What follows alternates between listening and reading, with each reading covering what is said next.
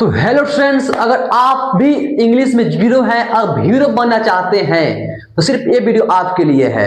ठीक है, हमने लाया है आपके लिए 1 मंथ का कोर्स। अगर आप जीरो इंग्लिश में हैं और चाहते हैं इंग्लिश धड़ाधड़ बोलना, ठीक है, तो बस कुछ नहीं करना है, आप 1 महीने तक हम लोग कोर्स ज्वाइन कीजिए और इंग्लिश बोलना सीख लीजिए। ठीक है, डेली आपके लिए इंग्लिश कोर्स लाया जाएगा। हम लोग का मिशन है कि आपको 1 मंथ में क्या करना है, इंग्लिश बोलना सिखा देना है। ठीक है, तो चलिए हम लोग बिना टाइम वेस्ट करते आज टॉपिक शुरू करते हैं। ठीक है, देखिए आज का हम लोग पहला दिन है इंग्लिश का। ठीक है, जिसमें आज पहला दिन में क्या हम लोग पढ़ने वाले हैं, अल्फाबेट। ठीक है, तो स्टूडेंट आपको पता होना चाहिए अल्फाबेट किसे कहते हैं। ठीक है, अल्फाबेट होता क्या है, अल्फाबेट की हिंदी क्या होता है। तो अल्फाबेट का हिंदी होता है वर्णमाला। क्या होता है, वर्णमाला होता है। क्या होता है, वर्णमाला। आप हिंदी में पढ़े होंगे अल्फाबेट, ठीक है, लेकिन अभी हम लोग इंग्लिश में पढ़ेंगे। सॉरी, हिंदी में आपने वर्णमाला पढ़ा होगा, लेकिन अभी हम इंग्लिश में क्या पढ़ने वाले हैं, अल्फाबेट पढ़ने वाले हैं। ठीक है, हिंदी में क्या पढ़े होंगे, जिसका खंड वह छोटी छोटी ध्वनि जिसका खंड या टुकड़ा ना किया जैसे उसको हम लोग क्या कहते हैं, वर्ण कहते हैं। और वर्णों के सार्थक समूह को हम लोग क्या कहते हैं, वर्णमाला कहते हैं। क्लियर। चलिए, तो अब हम लोग जानने वाले आज टॉपिक क्या है, लैंग्वेज। जैसे पहले टॉपिक दिया हुआ है लैंग्वेज यानी भाषा। लैंग्वेज यानी भाषा। लैंग्वेज की हिंदी क्या होता है, भाषा होता है। ठीक है, तो देखिए लैंग्वेज का मतलब होता है किसी भी भाषा को सीखने या बोलने के लिए क्या आवश्यक होता है, उसके वर्णमाला के बारे में जानना। अगर आप कोई भाषा बोल रहे हैं, चाहे हिंदी हो, इंग्लिश हो, जो भी भाषा बोलना चाह रहे हैं, उस भाषा को बोलने से पहले क्या चीज जरूरत होता है, उसको वर्णमाला को जानना होता है। ठीक है, अगर हिंदी बोल रहे हैं तो आपको हिंदी वर्णमाला आना चाहिए, इंग्लिश बोल रहे हैं तो आपको इंग्लिश का वर्णमाला आना चाहिए, अल्फाबेट उसका आना चाहिए। ठीक है, उसी को हम लोग लैंग्वेज कहते हैं। ठीक है, चलिए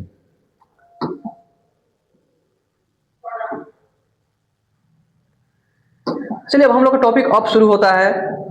सबसे पहला है लेटर्स किसे कहते हैं। लेटर का हिंदी होता है अक्षर। लेटर्स हिंदी क्या होता है, अक्षर होता है। ठीक है, तो देखिए इसका डिफिनेशन दिया है, अंग्रेजी वर्णमाला में 26 लेटर्स होते हैं।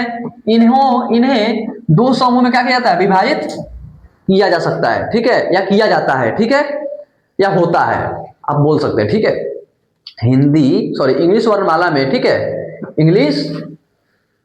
अंग्रेजी वर्णमाला में कितने लेटर होते हैं, तो 26 लेटर होते हैं, जिन्हें क्या किया गया है, 2 भाग में बांटा गया है। अब वो 2 भाग कौन कौन सा है, तो पहला है भवेल और दूसरा है कॉन्सोनेंट। ठीक है, भवेल का हिंदी होता है स्वर और कॉन्सोनेंट का हिंदी क्या होता है, व्यंजन। क्लियर। अल्फाबेट को कितने भाग में बांटा गया है, तो 2। कौन कौन, तो भवेल और कॉन्सोनेंट। ठीक है, भवेल मतलब स्वर और कॉन्सोनेंट मतलब व्यंजन। चलिए आगे बढ़े।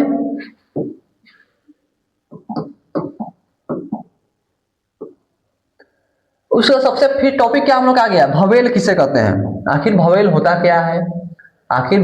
क्या है, तो वे लेटर्स जो बिना किसी अन्य अक्षर के सहायता से बोला जाए उसे भवेल कहते हैं। भवेल 5 होते हैं, वैसे अक्षर या वैसे लेटर, ठीक है, जो बिना किसी के सहायता से बोला जाए, ठीक है, उसको क्या कहते हैं, भवेल कहते हैं। भवेल कितने होते हैं, तो 5 होते हैं।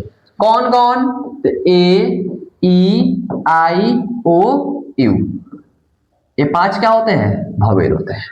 क्लियर। उसके बाद है कॉन्सोनेंट यानी व्यंजन। अंग्रेजी वर्णमाला में उपयुक्त 5 भवेल छोड़कर शेष 21 लेटर्स जो बचते हैं उसे हम क्या कहते हैं, कॉन्सोनेंट कहते हैं।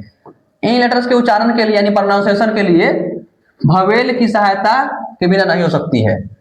देखिए कहा रहा है कॉन्सोनेंट्स का उच्चारण जो है बिना भवेल के सहायता से नहीं हो सकता है। ठीक है, अब पूछा जाए भवेल कितने होते हैं, तो कहिए कितने होते हैं, 21 होते हैं। कौन कौन, तो ए, ई, आई, ओ, यू छोड़ दीजिएगा, बाकी जितना बच गए वो सब क्या होते हैं, कॉन्सोनेंट होते हैं। ठीक है, देखिए उसके बाद है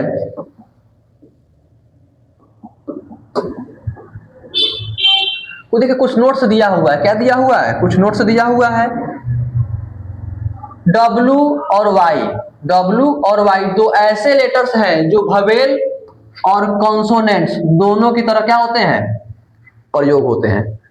W और Y 2 ऐसे लेटर्स हैं जो क्या होते हैं, वोवेल्स भी होते हैं और कॉन्सोनेंट भी होते हैं, जिसे हम लोग सेमी वोवेल भी बोलते हैं। ठीक है, समझ में आ रहा है? डब्ल्यू और आई को क्या बोलते हैं हम लोग, सेमी वोवेल कहते हैं। ठीक है, जो कि वोवेल भी होता है और कॉन्सोनेंट भी होता है। क्लियर?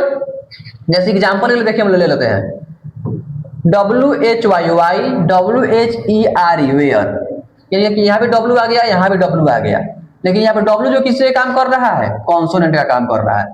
लेकिन यहीं पे W BOW वो और SHOW सो, यहाँ भी W है, यहाँ भी W है, लेकिन यहाँ पे W क्या चीज का रूप ले लिया है, वोवेल का।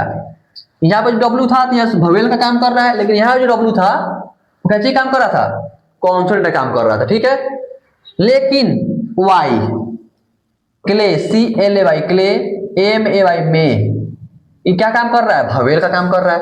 यहाँ पे देखिए YESYARN याम, सॉरी, ठीक है, क्या काम कर रहा है, कॉन्सोनेंट का काम कर रहा है। लेकिन अब देखिए स्टूडेंट्स, एक चीज आपको जानना पड़ेगा कि W और Y कब कॉन्सोनेंट होंगे और W और Y कब वोवेल्स होंगे। तो अगर आप चाहते हैं अब इस टॉपिक के बारे में जानना तो फिर जाइए कहीं नहीं, क्योंकि फिर हम कल आ रहे इसी टाइम पे सिर्फ आपके लिए इसका पार्ट 2 लेकर, क्योंकि मेरा मकसद है आपको 1 मंथ में इंग्लिश बोलना हम सिखाएंगे।